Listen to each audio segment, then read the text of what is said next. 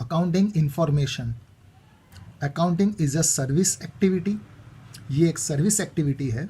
It's function is to provide qualitative information, इसका काम है कि हमें क्वालिटेटिव इंफॉर्मेशन प्रोवाइड करना, प्राइमरीली फाइनेंशियल इन नेचर, जो होना चाहिए फाइनेंस से रिलेटेड, अबाउट इकोनॉमिक एंटिटीज़, जो इकोनॉमिक की एंटिटीज़ के बारे में बताता हो, यानी इकोनॉमी की पहचान बताता हो, that is intended to be useful in making economic decision, जिससे हम लोग हमारे कंपनी के, हमारे बिजनेस के, हमारे फर्म के इकोनॉमिक डिसीजन अच्छी तरह से ले पाए। Types of accounting information. Accounting information refers to the financial statement generated through the process of book keeping. Accounting information हम लोग किसको कहेंगे कि ऐसा फाइनेंशियल स्टेटमेंट जो हमें बुक कीपिंग के प्रोसेस से मिलता है, use of which helps the user to arrive at decision, जिसका यूज़ ये है कि जो यूज़र है, जो यूज़ करता है अकाउंटिंग इन्फॉर्मेशन, उसको डिसीजन लेने में मदद मिले। The financial statement so generated are the income statement, जो हम लोग फाइनेंशियल स्टेटमेंट तैयार करते हैं, जो बनता है उसमें से एक होता है इनकम स्टेटमेंट, जिसको हम लोग कहते हैं that is profit and loss account, and position statement, जिसको हम लोग कहते हैं बैलेंस शीट। जो फाइनेंशियल स्टेटमेंट तैयार होता है उसमें से एक बनता है प्रॉफिट एंड लॉस अकाउंट और एक बनता है balance sheet. The information made available by this statement can be categorize into the following.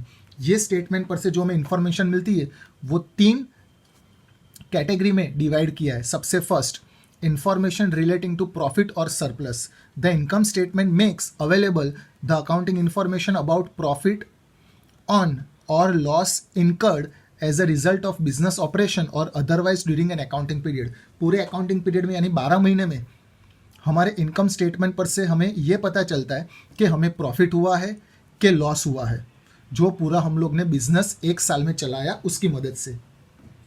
A firm prepares trading account as a part of profit and loss account. Firm profit and loss account बनाता है जिसके अंदर trading account include होता है, which provides information about gross profit. तो trading account से हमें पता चलता है कि हमारा ग्रॉस प्रॉफिट हुआ या ग्रॉस लॉस हुआ है। And profit and loss account provides information about net profit or net loss. Profit and loss account पर से हमें पता चलता है नेट प्रॉफिट हुआ है कि नेट लॉस हुआ है। Second, information relating to financial position. The position statement, that is balance sheet, makes available the information about the financial position of the entity, यानी हमारा बिजनेस, हमारे बिजनेस की फाइनेंशियल पोजीशन कैसी है वो जानने के लिए हम लोग पोजिशनल स्टेटमेंट बनाते हैं जिसको कहते हैं balance sheet. The position statement provides information about the assets own by the entity. हमारे पास एसेट्स कितने, पोजिशन स्टेटमेंट पर से हमें पता चलता है। अमाउंट्स रिसीवेबल, रिसीवेबल का मतलब मिलना बाकी, कितनी अमाउंट मिलनी बाकी है। And the cash and bank balance held by it, और हमारे पास कैश कितना है और बैंक में बैलेंस कितना है वो भी हमें पोजीशन स्टेटमेंट पर से पता चलता है। This are represented in the liabilities by the amounts owed by the entity towards loan, creditors and the amount payable and the capital. Assets पर से हमें amount receivable, cash, bank balance पता चलता है। वैसे हमारी लायबिलिटी कितनी है, लायबिलिटी को हम लोग हमारी रिस्पॉन्सिबिलिटी कहेंगे, जवाबदारी कहेंगे, हमारा कर्जा कहेंगे, ये सब मिलके बनती है लायबिलिटी। तो हमारे पूरे साल में लायबिलिटी कितनी हुई, towards loan, towards creditor, towards कितने अमाउंट पे करने बाकी है, एंड कैपिटल, ये सब मिलके हमारी बनती है लायबिलिटी। तो एसेट्स के बारे में जानना हो या लायबिलिटीज के बारे में जानना हो तो हम लोग पोजिशनल स्टेटमेंट बनाते हैं, दैट इज बैलेंस शीट हम लोग बनाते हैं। Third, information about cash flow. Cash flow statement is a statement that shows flow, both inflow and outflow of cash during a specific period. अगर हमें जानना हो कि हमारा टोटल कैश इनफ्लो कितना हुआ, हमारे बिजनेस में टोटल कैश कितना है, हमारे बिजनेस में से टोटल कैश गया कितना, उसके लिए हम लोग एक स्टेटमेंट बनाते हैं, उसको हम लोग कहते हैं cash flow statement. It is of immense use as many decision such as payment of liabilities, payment of dividend and expansion of business etcetera are based on availability of cash. ये बहुत ज़रूरी है कैश फ्लो स्टेटमेंट बनाना। क्यों? क्योंकि हम लोग decision ले सकते हैं। कौन से डिसीजन? लायबिलिटी का पेमेंट कैसे करेंगे, डिविडेंड का मतलब इंटरेस्ट, इंटरेस्ट कैसे पे करेंगे, हमारे बिजनेस को एक्सपांड कैसे करेंगे, ये सब कुछ हम लोग तब कर पाएंगे जब हमारे पास कैश अवेलेबल होगा। तो ये सब डिसीजन लेने के लिए हम लोग कैश फ्लो स्टेटमेंट की मदद लेते हैं। Qualitative characteristics of accounting information, उसमें फर्स्ट है रिलायबिलिटी। रिलायबिलिटी को हम लोग ट्रस्टेबल भी कह सकते हैं, भरोसेमंद कह सकते हैं। Accounting information must be reliable. Accounting information ऐसी होनी चाहिए जिस पे हम लोग ट्रस्ट कर सके। भरोसा कर सके। Reliability of information means it is a verifiable, free from bias and material error. Reliability of information मतलब होगा कि जिसमें वेरीफाई करने की कैरेक्टरिस्टिक्स होनी चाहिए, हम लोग अच्छी तरह से उसको वेरीफाई कर पाए। फ्री फ्रॉम बायस, उसमें कोई पर्सनल इंटरेस्ट नहीं होना चाहिए, that is free from bias. And material error, बने तब तक वो मटेरियल में कोई भी एरर होनी चाहिए नहीं, ऐसा मटेरियल जिस पे हम लोग विश्वास कर सके, तो उसको हम लोग कहते हैं reliable. Second, relevance. Accounting information must be relevant to the user. जो यूज़र हमारी इंफॉर्मेशन यूज़ कर रहा है उसके लिए ये अकाउंटिंग इंफॉर्मेशन इंपॉर्टेंट होनी चाहिए, जिसको हम लोग कहेंगे relevance. Information is relevant if it meets the needs of the user in decision making. Accounting information relevant तब कहलाएगी जब वो यूज़र के नीड को सेटिस्फाई करेगी डिसीजन लेने में। Third, understandability. Understandability means that the information provided through the financial statement must be presented in a manner that the user are able to understand it. हम लोग ने जो इंफॉर्मेशन बनाई है अकाउंटिंग इंफॉर्मेशन, हम लोग ने जो अकाउंटिंग इंफॉर्मेशन तैयार की है वो हमने हमारे यूज़ के लिए नहीं की, कोई और ये इंफॉर्मेशन यूज़ करने वाला है। तो ये इंफॉर्मेशन ऐसी होनी चाहिए, ये फाइनेंशियल स्टेटमेंट ऐसा बनाया हुआ होना चाहिए कि जो भी यूज़र है वो अच्छी तरह से समझ पाए। Fourth, comparability. Comparability means that the user should be able to compare the accounting information of an enterprise of the period either with that of other period. तो कंपेरेबिलिटी का मतलब ये होता है कि जो भी यूज़र है जो हमारी अकाउंटिंग इन्फॉर्मेशन यूज़ कर रहा है वो ये अकाउंटिंग इन्फॉर्मेशन अपनी एंटरप्राइज के लिए कंपेयर कर सकता है current period with past period. तो जो current period with past period के साथ कंपेयर होता है उसको हम लोग कहते हैं इंट्रा फॉर्म कंपेरिजन। और with the accounting information of other enterprise, या तो हम लोग खुद की इंफॉर्मेशन, खुद के एंटरप्राइज की इंफॉर्मेशन कोई और एंटरप्राइज से कंपेयर करते हैं तो उसको हम लोग कहेंगे इंटर फॉर्म कंपेरिजन। खुद की फॉर्म की कंपेरिजन हम लोग खुद के फॉर्म के साथ करते हैं, current period past period, that is intra form comparison. खुद के फॉर्म की इंफॉर्मेशन हम लोग दूसरे फॉर्म की इंफॉर्मेशन के साथ कंपेयर करते हैं, inter form comparison. Users of accounting information. Users of accounting information may be categorized into internal user and external user. उसमें सबसे पहला आ रहा है internal user। हमारे बिजनेस के अंदर with in the enterprise, with in the business जो जो हमारी इंफॉर्मेशन यूज़ करता है दैट इज इंटरनल यूज़र। और आउटसाइड द बिजनेस जो जो हमारी इंफॉर्मेशन यूज़ करता है दैट इज एक्सटर्नल यूज़र। तो इंटरनल यूज़र तीन दिए, owners, management, employees and workers. Owners contribute capital in the business. Business में पैसे लाने वाला, कैपिटल लाने वाला ओनर होता है and thus are expose to maximum risk, और सबसे ज़्यादा रिस्क भी वही लेता है। Naturally they are interested in knowing the profit earn or loss incurred by the business beside the safety of their capital. उनकी सेफ्टी के साथ साथ उनको ये भी जानने में इंटरेस्ट होगा कि हमारे बिजनेस में प्रॉफिट हुआ है कि लॉस हुआ है। The financial statements give information about the profit or loss and the financial position of the business. तो फाइनेंशियल स्टेटमेंट हमें इंफॉर्मेशन देता है कि हमारे करंट ईयर में, करंट पीरियड में प्रॉफिट हुआ है, लॉस हुआ है और हमारी फाइनेंशियल पोजीशन कैसी है। Second, management. The management makes extensive use of accounting information to arrive at inform decision. सबसे ज़्यादा अकाउंटिंग इंफॉर्मेशन यूज़ करने वाले होते हैं मैनेजमेंट वाले। किस लिए? अलग अलग डिसीजन लेते हैं, जैसे कि determination of selling price. Selling price क्या रखेंगे?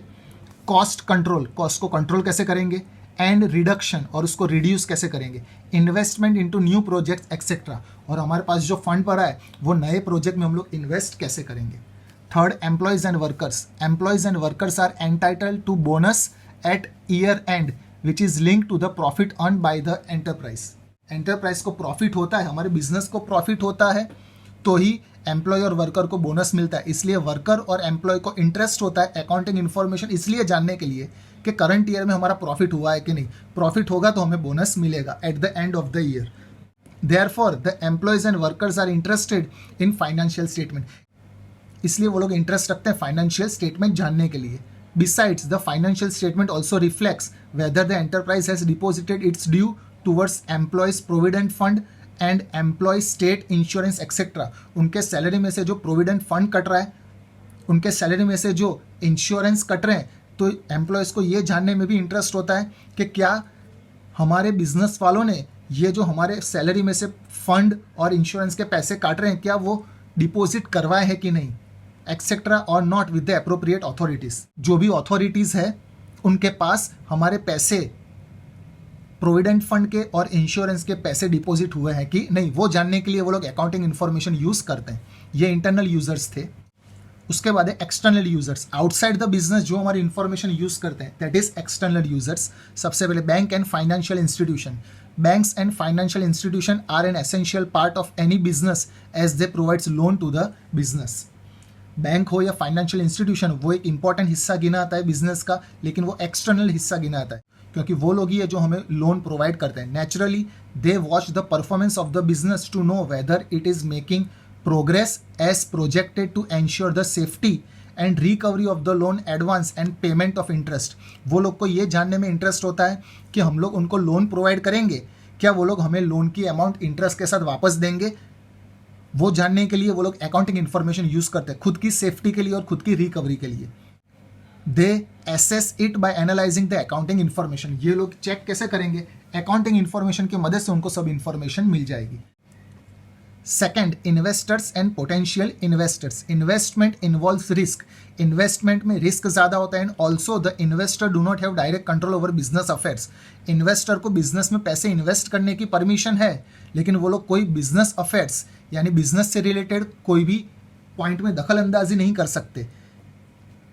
इन्वेस्टर हम लोग किसको कहेंगे? जो हमारे बिजनेस में पैसे इन्वेस्ट करते हैं उसको हम लोग कहेंगे investors. Therefore they rely on the accounting information available to them.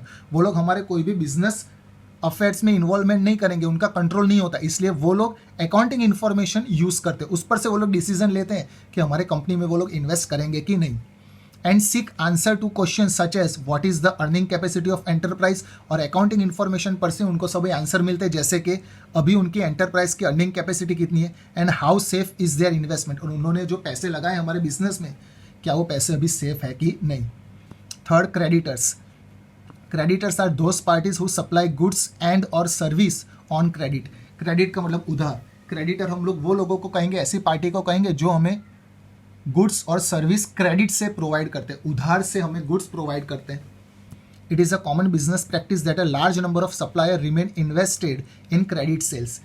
ये कॉमन प्रैक्टिस है कि बिजनेस जो होता है वो ज़्यादातर सभी क्रेडिट से चलता है। यानी अगर हम लोग सेल करते हैं तो भी क्रेडिट से, हम लोग परचेस करेंगे तो भी क्रेडिट से। यानी हमने जो परचेस किया है वो उधार से परचेस किया है, तो क्रेडिटर को ये जानने में इंटरेस्ट होगा कि हमने जो उनको उधार से बेचा है क्या वो पैसे दे पाएंगे कि नहीं। बिफोर ग्रांटिंग क्रेडिट, क्रेडिट देने से पहले यानी उधार देने से पहले क्रेडिटर्स सेटिस्फाई देमसेल्फ, वो खुद को सेटिस्फाई करेगा कैसे? About the credit worthiness of the business. वो बिजनेस की क्रेडिट वर्दीनेस कितनी है, यानी उन लोग को हम लोग उधार तो प्रोवाइड करेंगे, उधार से गुड्स प्रोवाइड करेंगे, क्या उनमें कैपेसिटी है कि वो लोग हमें पैसे रिटर्न कर पाए। The financial statement helps them immensely in making such an assessment. तो ये सब कुछ चेक करने के लिए फाइनेंशियल स्टेटमेंट उनकी मदद करता है। Fourth, government and its authorities. The government make use of financial statement to compile national income account and other information. कुछ छोटी मोटी इन्फॉर्मेशन बिजनेस से रिलेटेड जानने के लिए या तो पूरे देश की नेशनल इनकम जानने के लिए गवर्नमेंट फाइनेंशियल स्टेटमेंट यूज करती है सभी कंपनी का। The information available to it enables it to take policy decision. जो भी इंफॉर्मेशन आता है उससे उनको मदद मिलती है अलग अलग पॉलिसी के डिसीजन लेने में। The government levies various taxes such as custom duty, GST and income tax. अलग अलग टैक्स जो गवर्नमेंट कंपनी के पास से चार्ज करने वाली, जैसे कि custom duty, GST, income tax, वो सब अकाउंटिंग इन्फॉर्मेशन पर से उन्हें पता चलता है। This government authorities assess correct tax dues after an analysis of the financial statement. सभी फाइनेंशियल स्टेटमेंट के एनालिसिस के बाद गवर्नमेंट अथॉरिटीज ये पता लगाती है कि अब करेक्ट टैक्स उनको कितना पे करना है। Fifth, researcher. Researchers use accounting information in their research work. Research work हम लोग किसको कहेंगे? जो हमारे अकाउंटिंग इन्फॉर्मेशन यूज़ करते हैं, हमारे कंपनी के जो भी अलग अलग मैनेजमेंट वाले हैं, अलग अलग मेंबर्स हैं जिनके लिए अकाउंटिंग इन्फॉर्मेशन यूज़ करने के बाद अलग अलग डिसीजन लेने पड़ते हैं, वो सबको हम लोग कहेंगे रिसर्चर। तो अकाउंटिंग इन्फॉर्मेशन उनके लिए भी यूजफुल होती है। देन आफ्टर सिक्स्थ है consumer. Consumers required accounting information for establishing good accounting control so that cost of production may be reduced with the resultant reduction in the price of product that they buy. तो consumer हमारी accounting information use क्यों करते हैं? Good accounting control establish करने के लिए, जिसकी वजह से कॉस्ट ऑफ प्रोडक्शन रिड्यूस हो सके प्रोडक्ट की प्राइस रिड्यूस हो सके जब वो बाय करे तब। Sometime price of some products are fix by the government, कभी कभी ये होता है कि कुछ प्रोडक्ट की प्राइस ऐसी होती है जो गवर्नमेंट ने फिक्स की होती है, so it needs accounting information to fix fair price so that consumer and producer are not exploited. जिससे वो लोग को ये इन्फॉर्मेशन यूजफुल होती है कि भाई गवर्नमेंट ने जो प्राइस फिक्स की है क्या ये कंपनी वही प्राइस रख रही है, तो वो उनको पता चलता है अकाउंटिंग इन्फॉर्मेशन पर से, ताकि कंज्यूमर और प्रोड्यूसर दोनों एक्सप्लॉइट ना हो सके।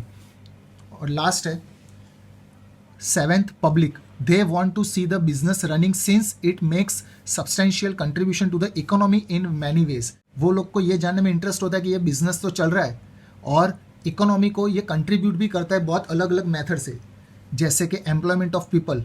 पब्लिक ही बिजनेस में काम करती है तो कितनी वहाँ पे एम्प्लॉयमेंट है वो जानने के लिए। पैट्रोनेज टू सप्लायर्स, जो अलग अलग सप्लायर है उनको बेनिफिट मिलता है कि नहीं, ये जानने के लिए। 10 financial accounting provides useful financial information to various users group for decision making. इसलिए हम लोग कह सकते हैं कि फाइनेंशियल अकाउंटिंग सभी फाइनेंस से रिलेटेड इंफॉर्मेशन प्रोवाइड करता है सभी यूजर्स को, जिससे वो लोग डिसीजन अच्छी तरह से ले पाए। इज अकाउंटिंग एन आर्ट और a science? Accounting is an art as well as science. Accounting को आर्ट भी कहा गया और साइंस भी कहा गया। कैसे देखते हैं? Art is the technique which helps us to achieve our desire objective. हमारे ऑब्जेक्टिव को पूरा करने के लिए जो हम लोग टेक्निक अप्लाई करते हैं उसको हम लोग कहते हैं आर्ट्स।